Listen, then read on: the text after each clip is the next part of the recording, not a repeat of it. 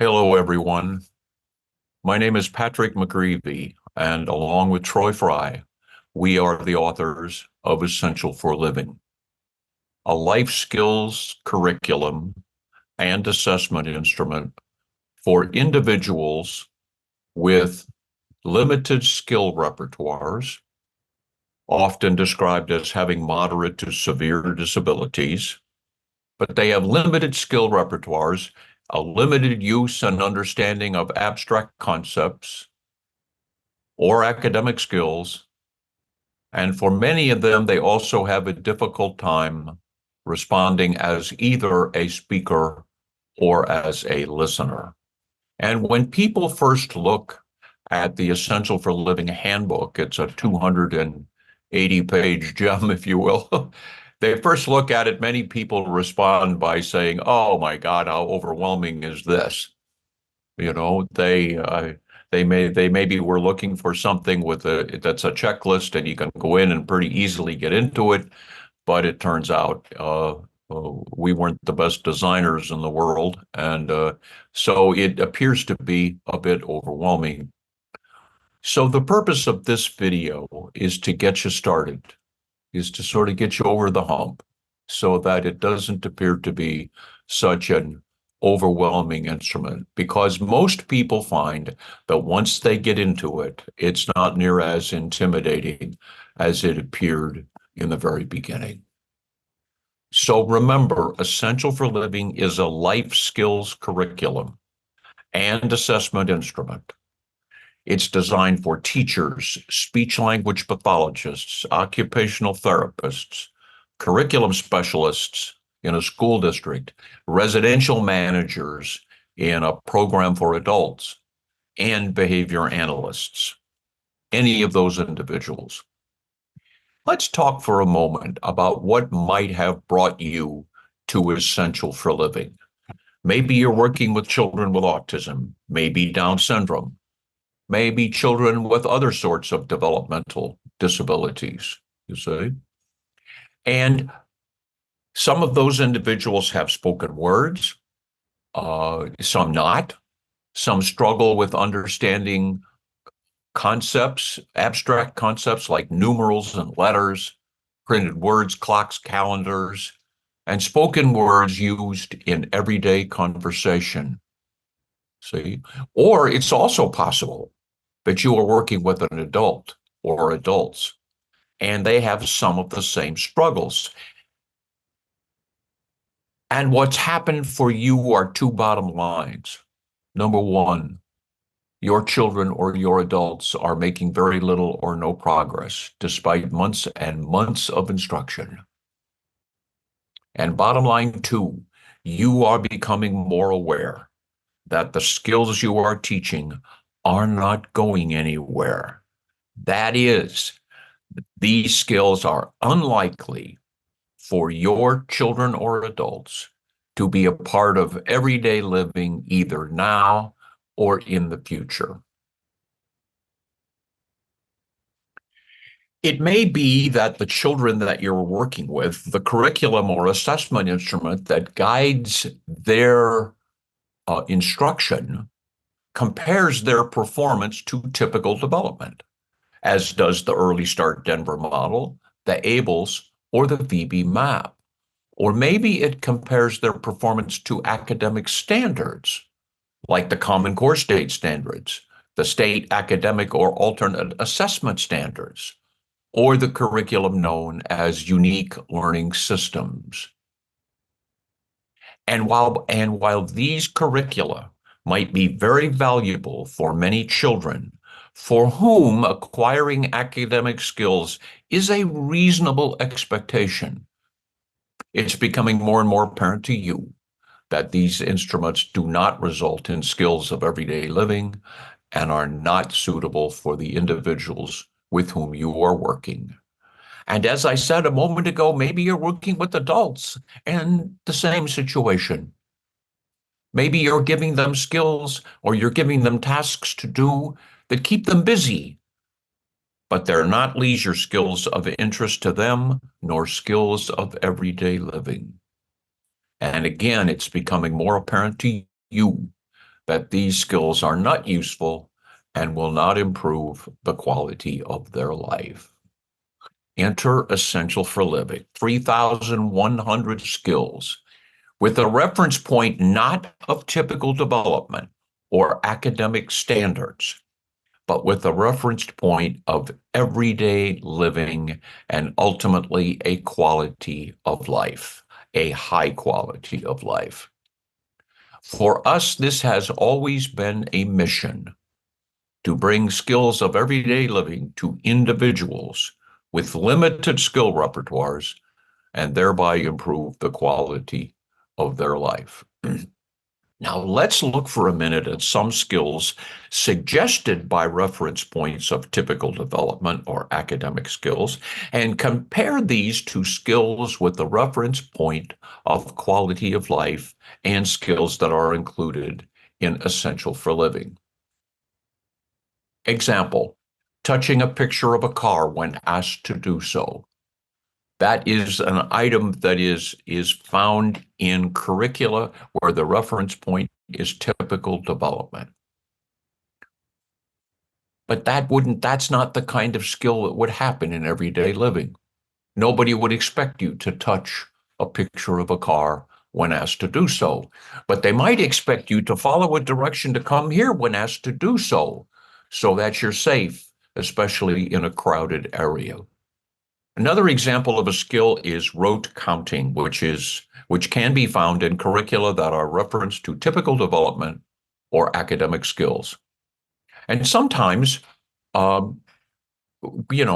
are saying, well, that's important. You need to learn to count rotely. The problem is it would never, ever be required of you later on. But somebody would ask you, give me 3 or 4 spoons. Then you would have to do it, you see? And so we have a skill in Essential for Living for kids that have difficulty with that, because many of the kids would, you'd say, give me 4 spoons, and the kiddo would go 1, 2, 3, 4, 5, 6, keep right on going, and wouldn't know where and when to stop. But if you teach them to count backward, which is a skill in Essential for Living, if you say, give me 4 spoons, the person starts with 4, 4, 3, 2, 1. How do they know where to stop? They always stop, no matter the count. They always stop when they hear themselves say 1. And it's a beautiful way to accomplish a very functional form of counting. How about another example? Answering a feature function class question like, tell me something you wear, which is typically found in a curriculum like the BBMAP. Reference to typical development. Who would ever ask you that question? The answer is almost never would that happen, and no one would ask that. But what about answering a question that somebody would actually ask you? What do you like with your juice? You're going to have lunch. What do you like with your juice? One last example, reading words from a list. This is often part of curricula that are referenced to academic skills. But what about kids that have never learned to read? How would they deal with words on a list? We have a skill in Essential for Living where you match the words from a shopping list to items in a store, so that the learner can participate in shopping and never needs to learn to read the words at all. They can learn to match the word on the list with either an item on the store shelf or the package on the store shelf, whichever it is. Now that we've had sort of a brief glance of what might be an Essential for Living, let's take a little deep dive into this pretty amazing instrument. The first thing to do, we need to purchase a handbook. So it gives you some information there. You go to essentialforliving.com, you go to the store, and you can purchase a handbook. Everyone will need one of those. Some people, when they first get it, they read the very first page on the first left-hand page, what to expect and how to get started. Others use the user guide, which there is a link to here, and which you can find on the essentialforliving.com. Others will take the handbook and go to pages 28 and 39, and they will get right into their first quick assessment. And it only takes just a very few minutes of reading if you choose to do that. However, many people decide to access a form of online on-demand training. We have courses through the Behavior Academy, Behavior Live, and Behavior Development Solutions. Or you can also arrange a live online or in-person training by contacting us at the information that you see on the screen, the emails, or the phone number. Now, prior to attending a training, whether you do one of the online versions or whether you have us in person, we would suggest the following. Look at pages 1 to 3 of the handbook, just pages 1 to 3. Page 1 describes what? It describes the French expression raison d'être, the reason for being. The page 1 describes the reason there is an EFL. Why is it important that there be an EFL? Pages 2 and 3 describes the instrument itself, describes the content. I'm going to scroll through a little bit of what you will see on pages 2 and 3. You can see there are 7 skill domains, 7 different categories of skills, you see? And in each of those categories, the skills, how are they sequenced? Now, remember, they're not sequenced according to the 3-month skills, 6-month, 9-month, 18-month, and so forth. They're not referenced to typical development. They're not sequenced that way. They're not also not sequenced by academic. So it's not the preschool and then the kindergarten and then the grade 1 and grade 2. It's not sequenced that way. So how is it sequenced? It's sequenced from must have to should have, too good to have, too nice to have, with respect to what? A high quality of life. That's what it's referenced to. So the must-have skills are really important for you to have any kind of a quality of life. So those are the must-have skills, you'll see, have another name. For emphasis, they are called the essential 8. And you see them making requests, waiting after making a request, accepting the removal of things that you prefer. Other examples are making transitions, sharing, and taking turns. Number 4 is completing required and effortful tasks of daily living. These are things you already know how to do. But will you do them readily when someone asks you to? 5 is accepting no. We kind of all know what that is. 6 is following directions related to health and safety. Come here, hold my hand, walk with me. See? Wait at the curb. Don't go across the street. See? Then 7 is completing daily living skills. How about things every day? Are you eating the right kinds of food? Are you brushing your teeth? Can you wash your hands? Can you use the restroom effectively and efficiently? 8 is tolerating situations related to health and safety. All sorts of things that you would need to tolerate every day. Can you tolerate physical prompts? You see, can you tolerate going into the doc's office when you see somebody in a white lab coat? That kind of thing. Then, after the instrument had been out for a number of years, we realized that we had made an error, that we had not included the leisure skills as part of the must-have skills and essential for living. So we have corrected that. And now we refer to the essential 8 skills plus leisure skills at home and in the community as the necessary 9 skills. Now, after you have completed your reading or attended a training, here's what we suggest that you do. Send an email to Liz Mayer, liz@eflapp.com, and request a free trial of the Essential for Living app. Then log in and complete your first quick assessment with the child with whom you are working. You can also refer to pages 39 to 41 of the handbook for any assistance that you might need with the quick assessment. You'll see it now on your screen. You see the little grid. What is the quick assessment? It is activity 1 of an initial assessment.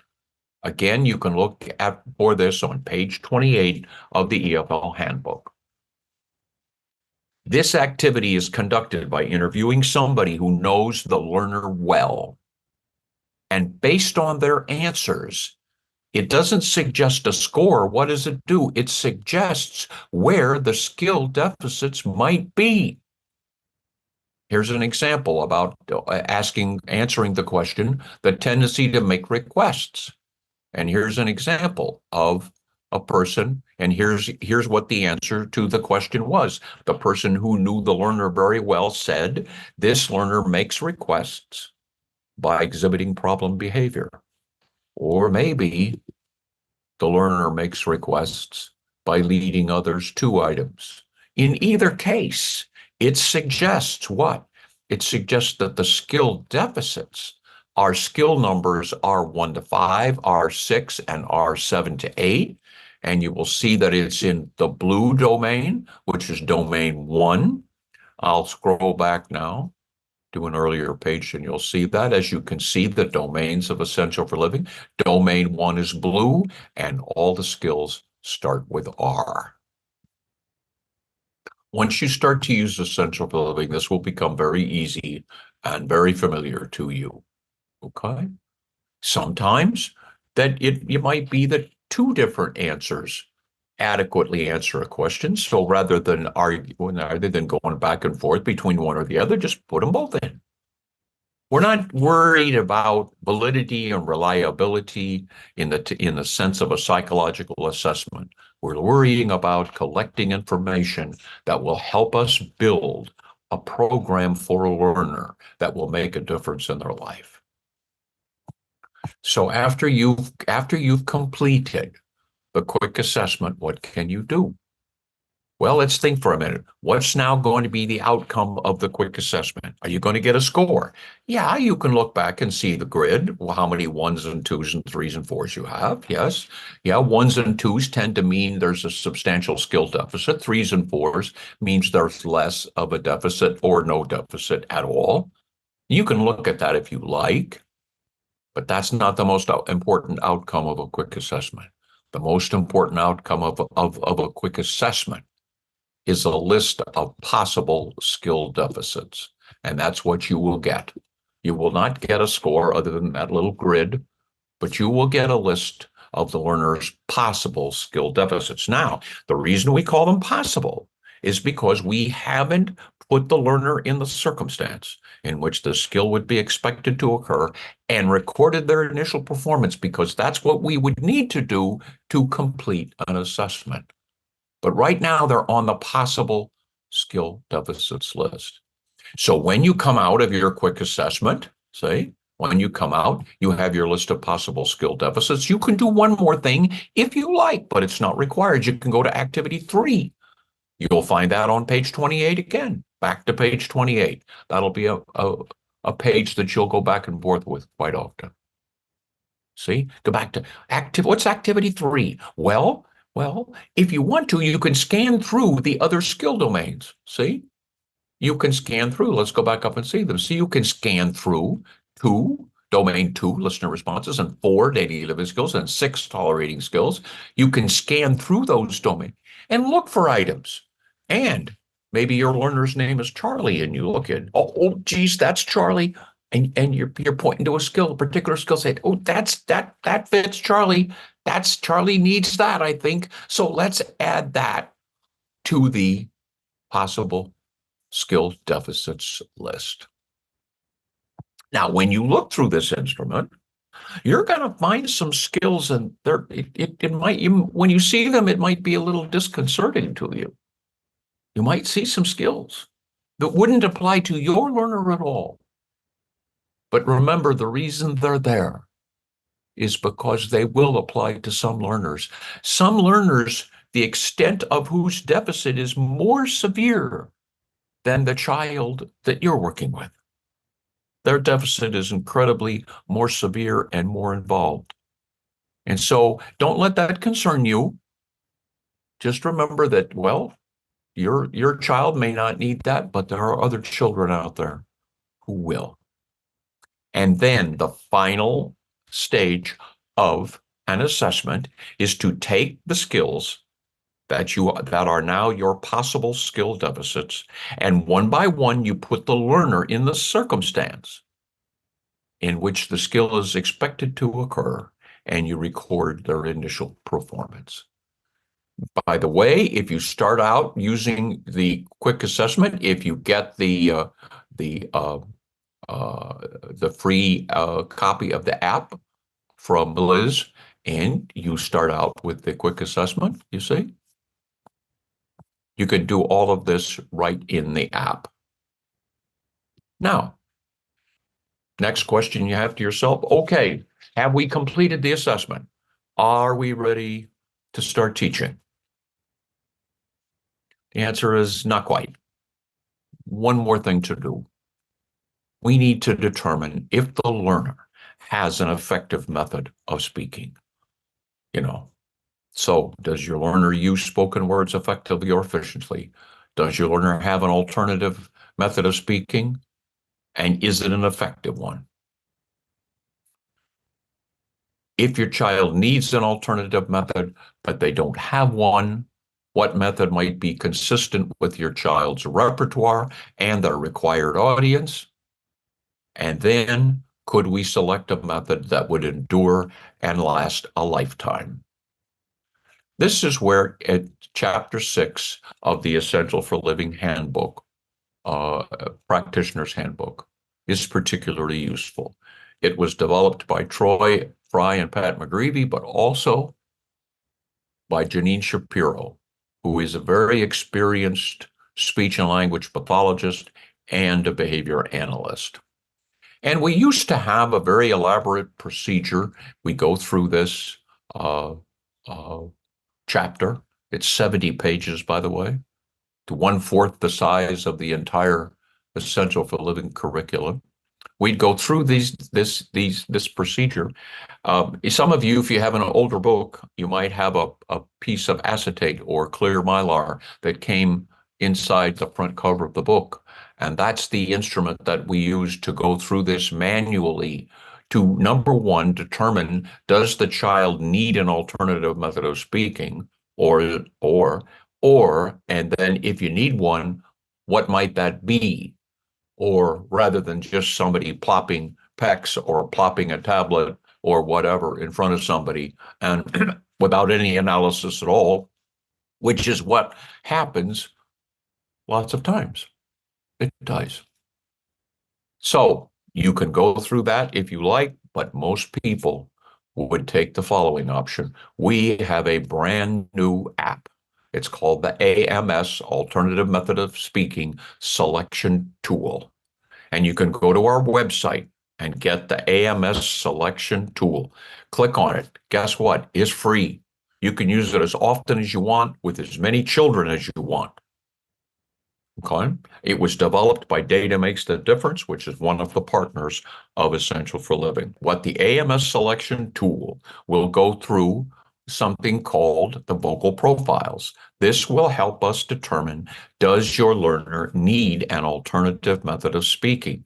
See, most people think that's a really easy question to answer, and you don't need any analysis. But here's the problem. What if the child has an echoic repertoire?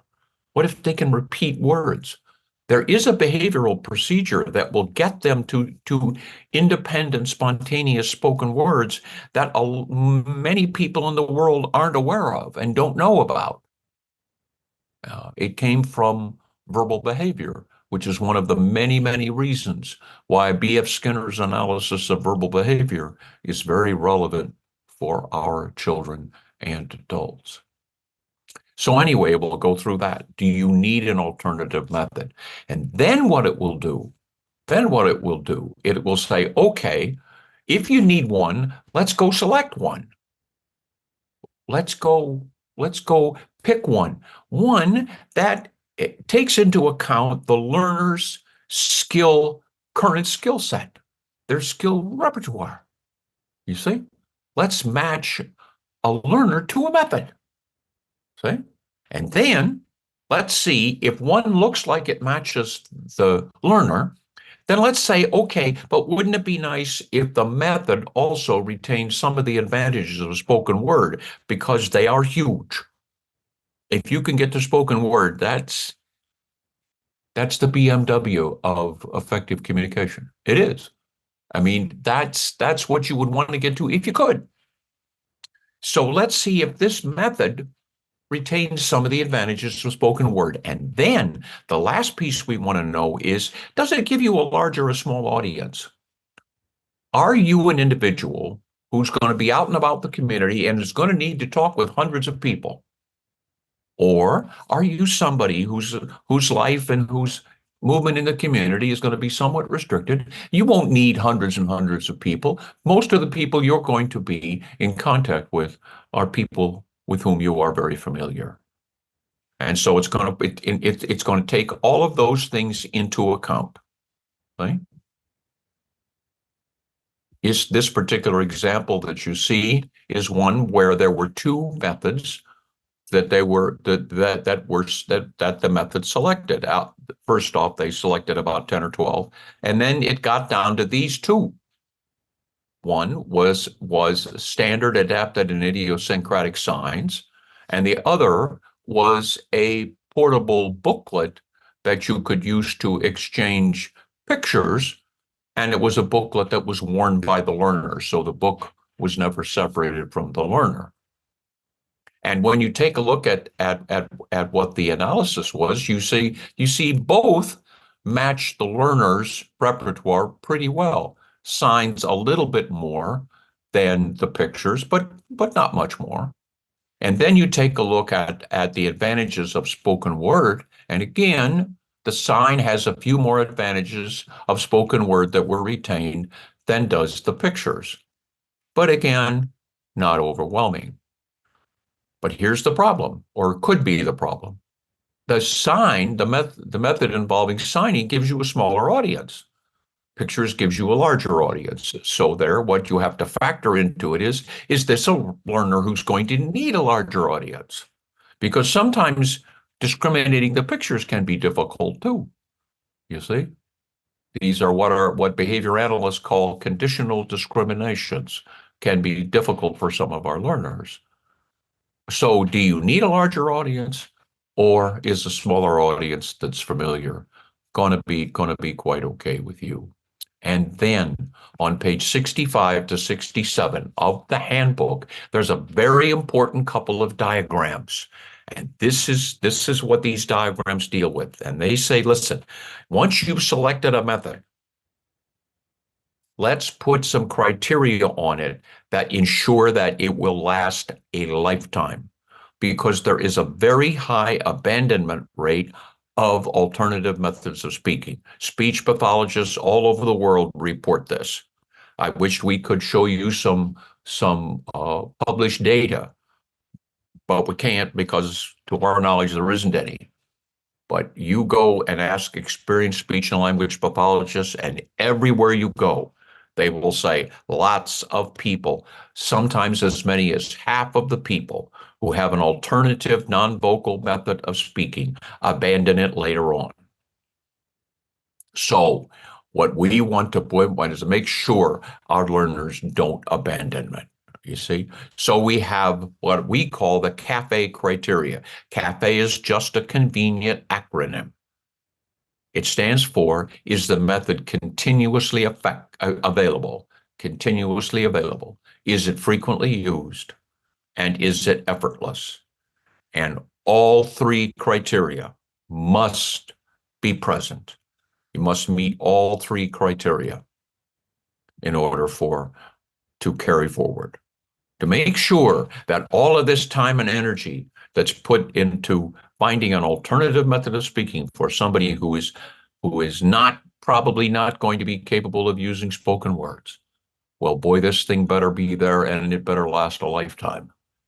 Otherwise, we're going to be working with somebody for several years, and then someday we're going to see them in the store and they have nothing. And they're trying to communicate with mom and dad, and they don't have any way to do it. And they and mom and dad are both extraordinarily frustrated because the method they once had, they don't have anymore. Before we start teaching, let's say we've got an effective method of speaking now. We've got our list of possible skill deficits, and we're beginning to put the learner in the circumstances in which the skills are expected to occur. Then we have a choice. Either we can score the learner's performance and subsequent progress according to the method suggested by Essential for Living, or we can use a method with which we are familiar. And you can go either way for you. Here's an example of ours. The method is of recording performance and progress that we suggest gives you two advantages, at least two. First of all, it will help you measure small increments of learner progress, very tiny increments of learner progress. And then it will not stop with skill acquisition. It will go to fluency, generalization, and maintenance over time. It will go to all of those. And all of those we know are essential ingredients. They are essential components. So it will go to all of those. But again, you can decide whether or not you want to use our system or you want to use your own, at least for the time being. You'll see both in the app and we have these data sheets online, and they're free. You can go to our website and down it, you see. And what they are is they're the same performance criteria that you saw over here, exactly the same. Only now, instead of horizontal in a scoring manual, on a data sheet, they're vertical. And guess what? The data sheet becomes self-graphing. Now, what you see here is the first opportunity of the day was recorded. We also have other data sheets that you can use, and I'm sure that many of you have your own, where you can record a learner's performance on additional opportunities or trials later in the day. But this one is the first opportunity, and as you can see, over a period of time, you can see the progress, and it becomes and then you have the scoring manual there, and so you can either use the app, and it takes care of everything, the scoring manual and the data sheets, or you can use the paper data sheets from our website, and if you do that, see, then you're going to need two scoring manuals. Well, actually, you're going to need only one of two. The red and white one only has the must-have skills in it, and the blue and white one has all the skills in the instrument. Most people pick the blue and white one. Although if you have children or adults they have very limited repertoires and severe problem behavior, the red one might do you quite well for quite some time. Right? The scoring manuals have laminated covers. They'll last for many years. And you can buy them at a discount if you buy more than 20, I think it is. Okay, so then you can decide whether you're going to use a method of your choosing or a method that is suggested by Essential for Living. But before you make that decision, don't forget about fluency. Don't forget about fluency. Fluency is a long way from 80%. It's a long way. Fluent skills will last you a lifetime. My professor used to say, you couldn't forget them if you wanted to. All of us have learned, at my generation especially, to memorize things when we were little kids. Sometimes we even memorized them in other languages. Like for me, it was Latin. And I didn't even know what the thing I was saying meant exactly, but I'll be able to do it the rest of my life with no hesitation at all. At all. So it's very, very, very important to think about the fluency part. It's ignored by a lot of people, especially in the field of behavior analysis. It has become an 80% to 100% world. And that's not doing any favor to our children at all. So think about that. Maybe you might try your own method for a while and maybe come back later and and try ours or give ours another little try. As you continue with Essential for Living, you'll probably find the teaching manual helpful. The teaching manual contains teaching procedures that are especially helpful with children with more limited repertoires because oftentimes they can be very challenging to teach, how to prompt, how to fade, that sort of thing. We're going to talk about children and adults answering questions that would actually occur, which they would want and need to answer. Children and adults responding effectively to printed words without ever learning to read. Children and adults with skills of everyday living acquired with go-together matching and yet without language skills. Children and adults tolerating situations and later learning the skill that are part of that or those same situations. And children and adults with skills of everyday living that excite them and us in ways all of us have yet to imagine. I have seen some fluent performances over the last several years that, without hesitation, took my breath away. Just incredible to watch some children and adults accomplish something that they were so proud of and so pleased that they could do it. It's no different than any of the rest of us. We want to have things we're good at. We want to have skills in our repertoire, things we're good at doing. Everybody wants that. And our children want that very much too. So I hope this little video has been helpful to you.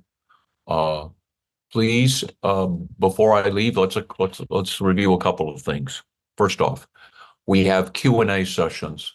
At the time of this video, they're occurring from 12 o'clock to 1 p.m. New York time on Tuesdays, but that time may change over a period of time. But if you go on our website and you look for the Q&A sessions, you'll find them. They won't be difficult to find. Come to one of our Q&A sessions or come to 20 of them if you like. We have people that have come to that many. Come as often as you like. They're free. If you want some training, if you are a school district and you're not sure that maybe of your staff might adapt well to this, and you want one of us to come and do a quick little Zoom chat with your staff and answer all the questions that they have, please call us on that. We'll be happy to do it. I do it lots of times every year. It's quite common for us. And remember that in thinking about Essential for Living, this is all about quality of life. This is all about making somebody's life better. From a very young child to a child who needs a transition plan, so that the day that they graduate from high school is not the saddest day imaginable, because you know the child is prepared, adequately prepared to go out there in the community and be a functioning part of that community, be able to do things they want and need to do, things that keep them safe and things that keep them fulfilled. Thank you all very much. I appreciate you, and let us hear from you. Thank you.